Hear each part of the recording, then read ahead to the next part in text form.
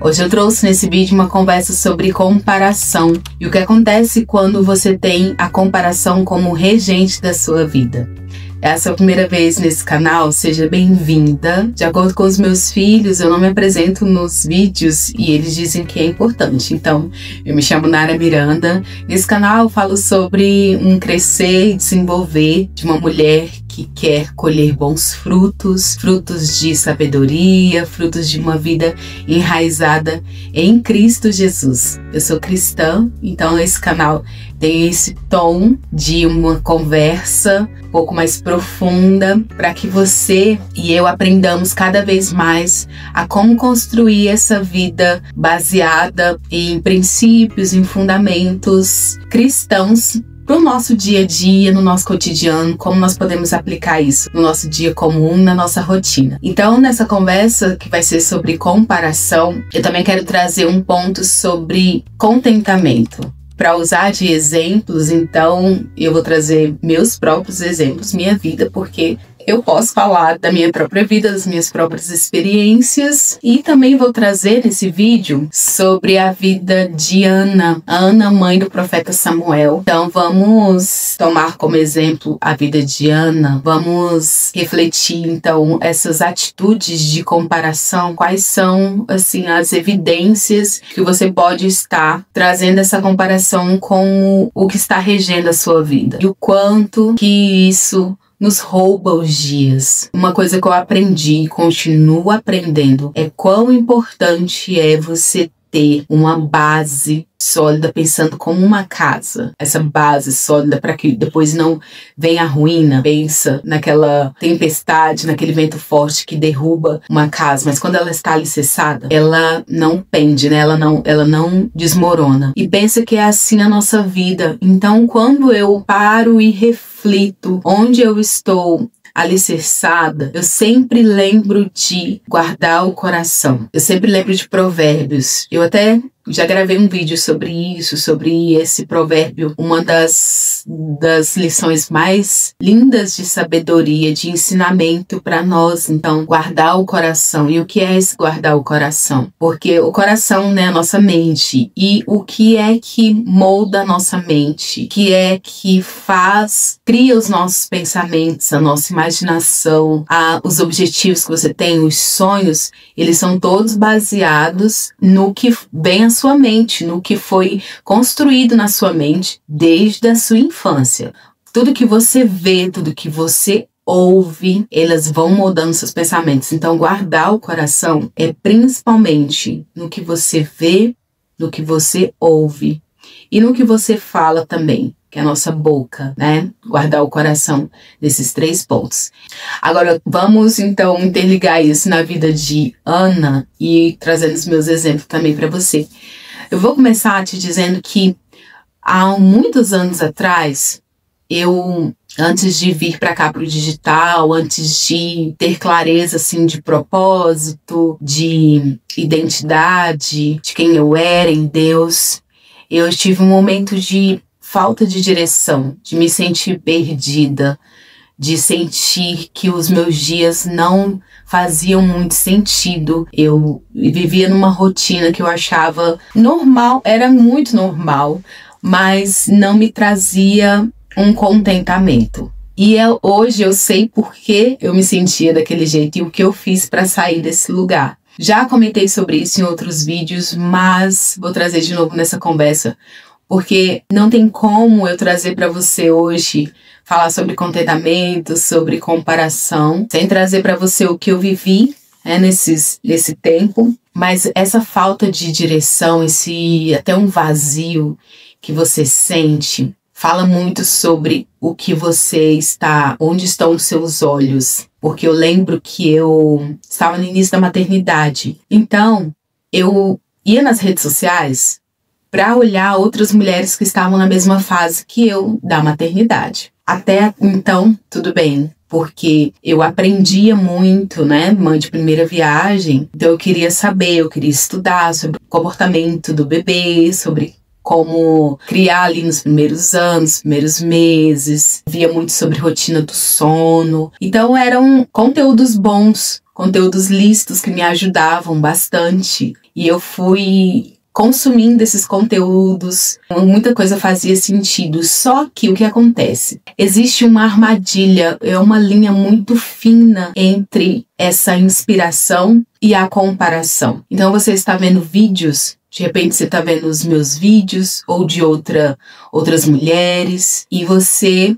está buscando melhoras para sua vida, como desenvolver, quer ser uma mulher mais sábia, eu quero, meus objetivos em dia, meus planos, como é essa questão da rotina, do hábito, quero ser mais firme no meu devocional, e é algo muito bom, isso tudo é muito bom. Mas o que acontece? Você tem que estar bem ligada para que isso seja inspiração e não comparação, porque vai caminhar muito junto, comparação e inspiração. Eu achava muito bom o conteúdo que elas traziam. Então, eu tinha as influências técnicas, né, de médicas, mas também tinha as influências de mulheres que falavam do dia a dia mesmo, normal, que eram muito bons, tinham coisas muito boas, práticas, eu aprendi muita coisa. A internet é, sim, uma ferramenta muito boa de aprendizado. Não adianta nós dizermos que vamos desligar 100% das redes sociais, 100% da internet. Eu penso que não seja nem bom hoje para nós. Muita coisa a gente pode trazer, aprender aqui dentro do digital. Então, não vou te dizer para você desligar 100% das redes sociais. Você precisa aprender a filtrar o que você está vendo. E o mais importante é essa base que eu falei no início do vídeo para você. É onde você está construindo essa base. E ela vai falar muito sobre você mesma, no sentido de quê? De se conhecer, de saber quem você é, de saber os seus valores. Então, nesse início que eu estava, sabe aquela fase da maternidade que você é quase 100% mãe e você vai se perdendo um pouquinho de quem você é, você vai esquecendo de... Até a rotina como mãe não te deixa muito, né, assim, você cultivar as suas individualidades. Isso foi uma outra coisa que eu aprendi a duras penas, que foi ter esses momentos de cultivar uma individualidade. Porque quando você está vendo outras vidas de outras mães, às vezes é uma mãe que tem uma rede de apoio muito grande, que pode, né? E essa não é a sua realidade. Então, você se comparar à vida de outra, você acaba diminuindo a sua. É como se você dissesse para você mesma, quão injusta é a minha vida. E olha, trazendo nesse princípio de individualidade, o Senhor nos fez únicas. Então, quando você se compara à vida de outra e você, às vezes até uma personalidade, você tem uma e acha a outra personalidade mais interessante que a sua, isso fere quem você é, isso fere o plano original de Deus para sua vida. Ele te fez desse jeito. Você acha que Deus errou em ter feito você nessa personalidade? Você acha que você deveria sempre ser aquela que você admira, aquela personalidade tão oposta à sua? Olha, entrando nesse assunto de personalidade, essa coisa pessoal, individual, todos nós temos as nossas qualidades e temos os nossos pontos de melhoria. Então, o que acontece é que você coloca muita ênfase no que você não é boa, no que você precisa melhorar, e pouco no que você é boa. Isso acontecia muito comigo. Eu achava, então, que a minha vida naquele momento de início da maternidade, eu falo muito do início da minha maternidade, foi onde eu tive algumas crises existenciais, mas foi o lugar onde eu mais aprendi. Foi interessante como cada fase, cada experiência que você viveu, ela vai te fazer chegar onde você está, cumprir um propósito, você aprendeu, você teve as experiências. Então, mas eu gosto muito de trazer esse ponto do início da maternidade. Eu acredito que seja, assim, tão crucial. É um momento que a mulher se encontra, assim, você se vê uma outra mulher no ponto da maternidade. Me conta nos comentários se você é mãe, se a maternidade trouxe isso para você. Mas o quanto que é importante você se conhecer, Você conhece a sua personalidade? Você já fez algum teste de personalidade para você saber qual é o seu temperamento? Você é melancólica? Você é fleumática? Você é sanguínea? Você é colérica? Eu vejo isso como um ponto muito importante. Essa questão de você se conhecer. Se conheça para você saber os seus valores. O Senhor fez você de uma forma única. Às vezes você é uma mulher que não fala tanto, mas observa muito. Tem uma observação boa. Isso é um ponto forte. Ou às vezes você sabe expressar muito, conversa muito. Esse é um ponto forte também. E é claro que dentro do ponto forte também há os pontos de melhoria, né? No caso, esse exemplo que eu dei, você fala bastante, é expansiva, há os momentos de estar contida, né? Esse é um exercício. Ou você pouco fala, mas há os momentos que você precisa falar, independente de se achar introvertida ou não. Porque nós somos únicas, apesar de sermos muito parecidas, às vezes dentro da personalidade. Você conhece uma pessoa muito parecida com você, dentro da mesma personalidade. Irmãos, né? Temos o mesmo sangue, parecemos fisicamente. Somos 5 mulheres, então eu tenho 4 irmãs. Minha mãe teve 9 filhos. E é engraçado quando nós vamos mandar áudio, normalmente a nossa voz é muito parecida, muito parecida. Se for uma pessoa que não nos conhece muito bem, não vai nem saber discernir quem é quem. Então nós somos irmãs e temos as características parecidas, mas cada uma dentro da sua individualidade. Então a primeira coisa sobre comparação é você respeitar a sua individualidade e respeitar a sua realidade. Muitas coisas que nós vemos nas redes sociais, elas estão só nesse plano que você está vendo, no quadrado aí da tela do seu celular ou do seu computador, da sua televisão. É um recorte. Quantas vezes nós recebemos a notícia de que fulano, não sei quem, influencer, separou, não sei, aconteceu algo na vida, estourou uma bomba, e nós ficamos pensando e analisando, nossa, mas essa pessoa parecia ter uma vida tão perfeita. São recortes das vidas que nós colocamos normalmente em rede social. Tenha esse filtro do que você vê, de quem você consome conteúdo, que você assiste, mas tenha essa base de quem você é. Então, trazendo para você a história de Ana. Ana, que foi a mãe do profeta Samuel, está lá em 1 Samuel, a história de Ana. Se você não conhece, eu convido você a conhecer, a ler a passagem de Ana. Fala que Ana sofria angústia, muito angustiada, porque ela não podia ter filhos, e nesse contexto dessa época, ser mãe, ter filhos, era por onde a mulher era mais valorizada, né? Ter filhos, principalmente se tivesse muitos filhos homens. Então Ana não podia ter filhos, era estéril, e isso a deixava extremamente angustiada. E não podemos diminuir a dor de Ana. Ana, como essa mulher angustiada que gostaria de ter essa vida que para ela era o ideal de vida, ser mãe, que era o contexto da época, e ainda hoje, né? Eu falo muito sobre maternidade, então não tenho como dizer para você que a maternidade não é importante na vida da mulher. Mas Ana, então, estava com essa angústia na alma, e o marido dela, assim, primeiro, Ana era continuamente provocada pela sua rival, que era Penina, que era outra esposa de Eucana, seu esposo. Então, Ana era provocada por essa rival que a irritava constantemente. Para você saber, Penina era a que tinha vários filhos, e era o que Ana mais almejava na vida dela, era ter esses filhos, e ela estava lado a lado com a rival. Mas quando Eucana, que era o marido de Ana, lhe perguntava: por que você chora tanto, Ana? Por que você não come? Por que você está com o coração tão triste? Eu não sou melhor para você do que 10 filhos. Sabe uma coisa interessante que acontece muito quando nós estamos nos comparando? É que nós deixamos de olhar e valorizar o que nós temos naquele momento, o que nós temos para nossas vidas.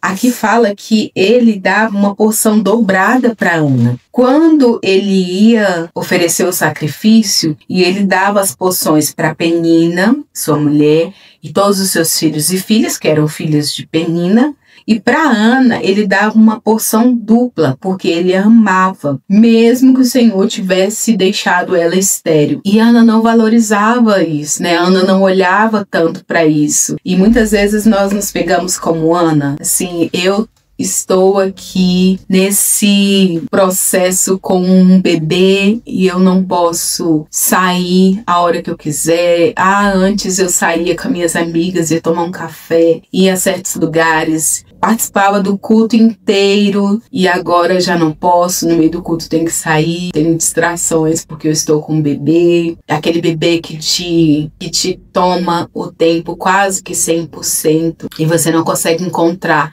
essa satisfação naquilo que você está vivendo. Graças a Deus que nós temos o Senhor nos dá os nossos ciclos de vida.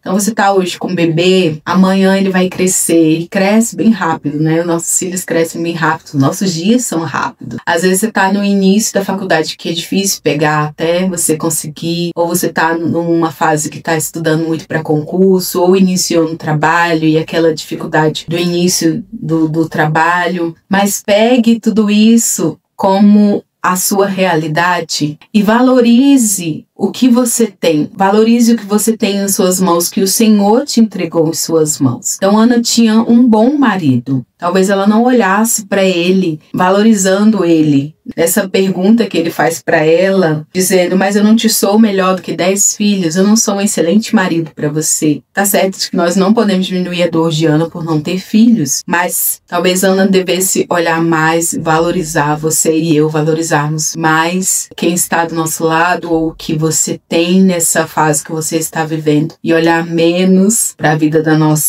da rival, nem precisa ser rival, né? Às vezes você é a sua melhor amiga, mas está vivendo algo que você gostaria de viver.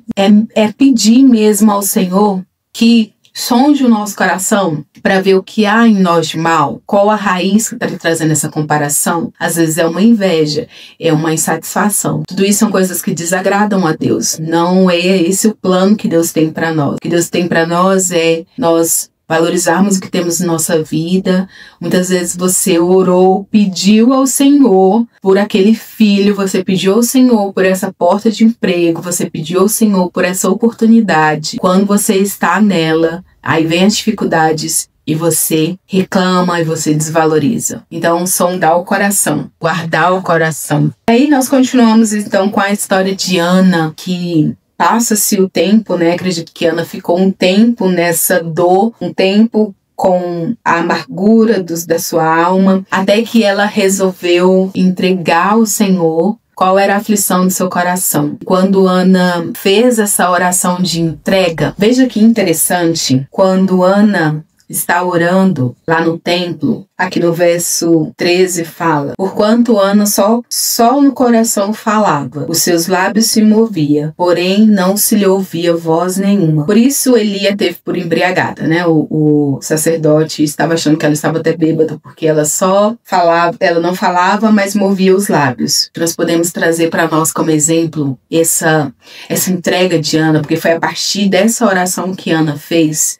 Aqui fala que Ana se levantou e o semblante dela já não era mais triste, porque Ana creu e confiou no Senhor, ela entregou a angústia dela ao Senhor. E o exemplo que eu quero trazer para você de Ana nesse ato, nessa ação, é que Ana considerava no seu coração. Ana guardou no seu coração. Ana só falava com o coração. Muitas vezes nós ficamos nessa comparação e não encontramos o contentamento, a satisfação, porque estamos também falando demais. Todo o processo que você está vivendo, a dificuldade, você está dizendo em algum lugar, você está dizendo para as pessoas erradas, ou você coloca em rede social, ou você, qualquer conversa que você tenha, você está lá, falando das mesmas dificuldades. Você só fala das dificuldades, você só fala da tristeza, você só fala da angústia. E como eu trouxe para você sobre guardar o coração, cuidado nas palavras, no que você diz.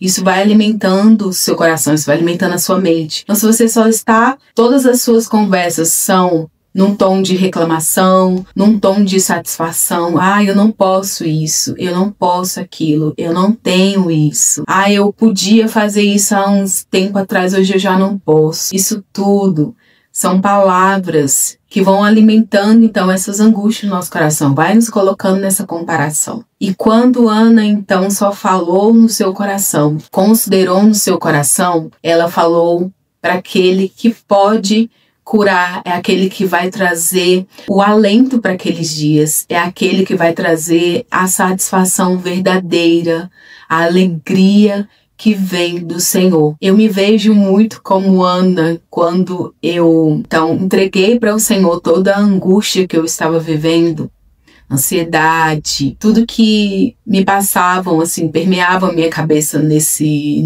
momento da maternidade. E comecei a mergulhar e comecei a colocar no Senhor as minhas insatisfações, as minhas dificuldades e permitir que o Senhor me moldasse, permitir que Ele fosse me dizendo onde eu estava errado, no que eu precisava melhorar, onde eu precisava, o que eu precisava, ou o que eu devia falar e o que eu deveria ficar calada. E eu comecei a ver o propósito de por que eu estava naquela fase e comecei a me dedicar muito mais à fase em que eu estava vivendo, fase dos primeiros anos dos meus filhos, de quando eram bebês. E graças a Deus que o Senhor nos permite ver o propósito em tudo. Então, às vezes, você está também num novo negócio, você iniciou um projeto novo e está desanimada, às vezes bate aquela angústia. Eu sei que é o meu contexto também.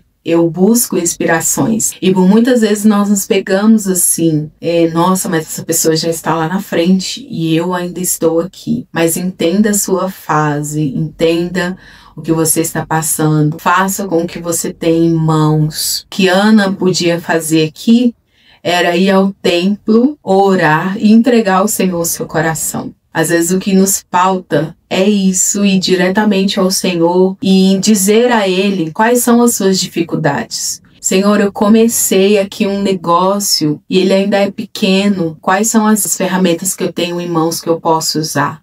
Senhor, eu estou com um bebê recém-nascido. Como eu posso fazer para ter essa mente boa para criar bem esse bebê e ao mesmo tempo saber cuidar bem de mim, né? São coisas que o Espírito Santo está pronto para nos ajudar em todos os detalhes. Esse é o convite que eu faço a você hoje, para você buscar no Senhor, sair desse lugar de comparação e ir para esse lugar de contentamento. E muitas vezes o nosso ideal de vida, ideal de sucesso, ele foi moldado por outras pessoas, por coisas que você viu relacionadas à vida de outras pessoas e não aquele plano que Deus tem para você. Então, quando eu me vi como mãe, dona de casa, eu falava, não era esse o meu ideal de vida, não é aqui que eu vou encontrar o meu sucesso, que eu tanto queria, um sucesso profissional. E graças a Deus, como o Senhor é bom, e Ele me mostrou que exatamente naquilo que eu estava, é o que é o meu propósito hoje. Eu não estaria aqui falando para você, gravando os vídeos,